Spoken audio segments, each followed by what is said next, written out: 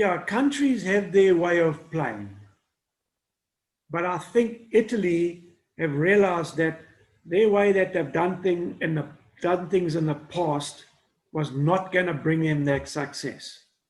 And I think Mancini realized that when he took over and said, look, I've analyzed the most successful teams of this time, the Belgians, the French, even the English, they changed their game plan. Gee, I can't believe how England have changed. There's no more the route one. They're playing it through the back. They're playing it, they're dynamic, and they've got the Grealishes and all those players that are really, really skillful.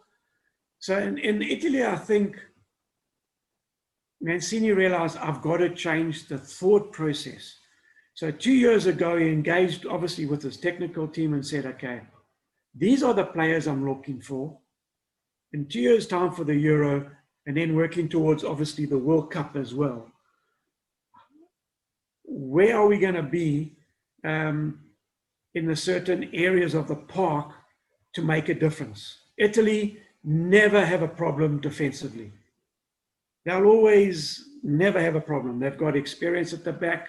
They've got players that are very, very robust in their tackles, but that's not going to win you the game anymore. How do you keep the possession once you've won it back? How far up the pitch are you going to make those tackles? Do we want to put pressure on the high end of the game, of the pitch? And once we put that pressure, are we able to come out of it with the passing movements and keep possession and hurt opposition very, very, very quickly? And I think he brought those dynamics to the Italian team.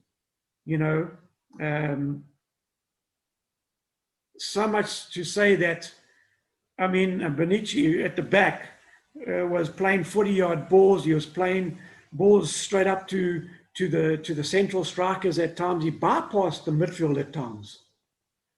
And he was playing those balls in behind defenses and realizing that they had now the dynamics of the variation in their game. And so I thought, Mancini changed the Italian thought process and he brought it over various, to go, I'm not quite sure if I can remember, 26 games unbeaten in the process. And all the time they were getting better and better and better at it. And, had players that in the past you could say, okay, that's going to be the starting 11 and that's it. Those were the strengths.